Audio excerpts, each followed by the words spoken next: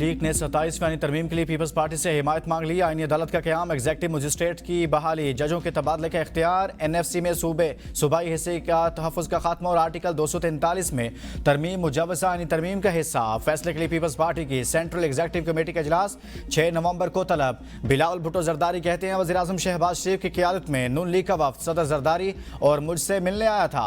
वफ़द ने 27वीं आईनी तरमीम की मंजूरी में पीपल्स पार्टी की हिमायत मांगी है। तालीम और आबादी की मनसूबाबंदी के इख्तियारात की विफाक को वापसी और इलेक्शन कमीशन की तकरीर पर जारी तातुल खत्म करना भी मुजव्वज़ा आईनी तरमीम में शामिल है। सदर की दोहा से वापसी पर पार्टी कोई फैसला करेगी।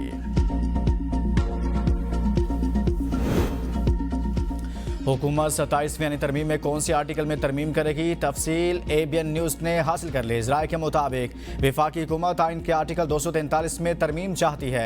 आर्टिकल 213 चीफ इलेक्शन कमिश्नर की तैनाती से मुतल्लिक है। हुकूमत की आर्टिकल 191 ख़त्म करके नया आर्टिकल शामिल करने की तजवीज़। मुजव्वज़ा 27वीं आईनी तरमीम में आर्टिकल 160 और शीक 3A में तरमीम की तजवीज़। तालीम और आबादी का सब्जेक्ट फेडरल करने के 18वीं तरमीम शेड्यूल 2 और 3 में तरमीम की तजवीज़। वफाकी हुकूमत की आइन के आर्टिकल 160 में तरमीम, नए आर्टिकल तहत आईनी अदालतों के क़याम की तजवीज़। हुकूमत आइन के आर्टिकल 160 की शीक 3A को भी ख़त्म करना चाहती है।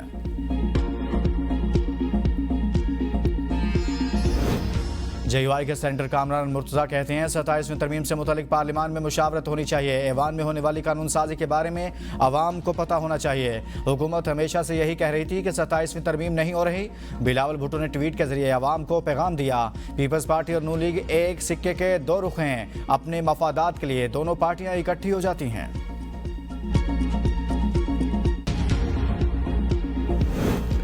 27वीं आईनी तरमीम के लिए कौमी इत्तफ़ाक़ राय ज़रूरी है। मुल्क की बेहतरी के लिए इस पर वसीतर मुशावरत की जाए। मुज़म्मिल असलम का बिलावल भुट्टो के ट्वीट पर रद्द-ए-अमल। कहा NFC की असर नौ तश्कील के हवाले से खैबर पख्तूनख्वा बिल्कुल ला इल्म है। मुशावरत के लिए मुजव्वज़ा मुसवदा हमें दिया जाए।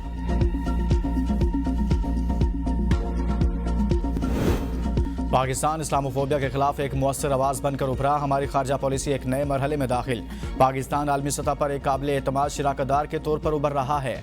वज़ीर दिफा ख्वाजा आसिफ का सेमिनार से खिताब। कहा अमरीका, चीन, सऊदी अरब और दुबई के साथ ताल्लुकात में बेहतरी आ रही है। सऊदी अरब के साथ पाकिस्तान के ताल्लुकात नए दौर में दाखिल हो गए। कई शोबों में सरमायाकारी में इजाफा हो रहा है। कतर और UAE के साथ पाकिस्तान के ताल्लुकात मिसाली करार दिए जा रहे हैं। पाकिस्तान और चीन CPEC फेज़ 3 पर काम बढ़ाने के लिए पुरअज़्म हैं। तुर्की और ईरान के साथ ताल्लुकात को मजीद मजबूत। वस्त एशियाई ममालिक अज़रबैजान और तुर्कमानिस्तान तक रसाई में नुमाया बेहतरी आई है।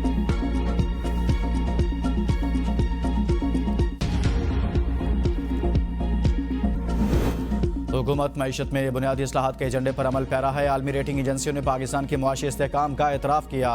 वज़ीर ख़जाना मोहम्मद औरंगज़ेब की हुकूमती मुआशी टीम के हमरा प्रेस कॉन्फ्रेंस। कहा हमारी मुआशी सिमत दुरुस्त, हदफ पायदार, मुआशी इस्तेहकाम यकीनी बनाना है। चेयरमैन FPR राशिद लंगड़ियाल ने कहा कि इस साल इनकम टैक्स गोशवारों में 18% इजाफा हुआ। टैक्स दहिंदगान की तादाद बढ़कर 59 लाख हो गई। FBR को मजीद टैक्स लगाने की जरूरत नहीं। मुशीर निजकारी मोहम्मद अली ने कहा निजकारी के बाद PIA में नए जहाज शामिल होंगे। डिस्कोज की निजकारी के लिए 3 कंपनियों का इंतखाब किया गया है। ज़राई तरक्याती बैंक की निजकारी के लिए कोशिश हो रही है।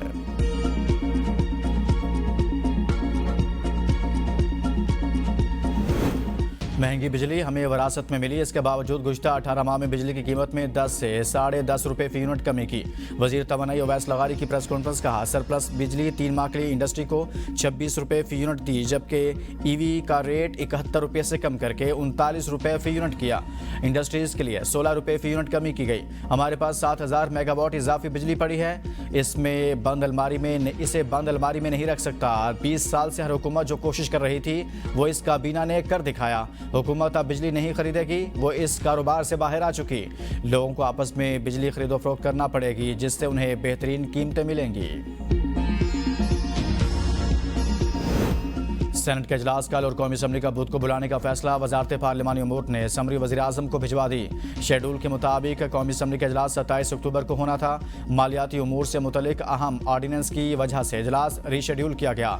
इत्तफाक़ी राय न होने पर ऑर्डिनेंस जारी न हो सका। पंजाब के 3 हलकों में सैलाब के बायस मुलतवी ज़िमनी इंतखाब की नई तारीख मुकर्रर।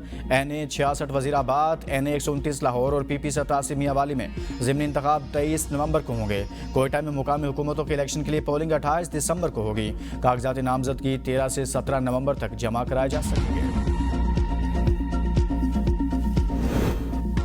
26 नवंबर एहतजाज केस में अलीमा खान के 7वीं बार नाकाबिल ज़मानत वारंट गिरफ्तारी जारी।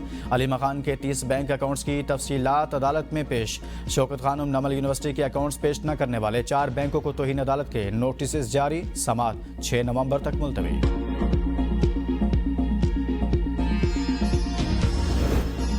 पाकिस्तान में फ़ज़ाई आलूदगी इंतहा को पहुँच गई। लाहौर दुनिया के आलूदा तरीन शहरों में सर फहरिस्त।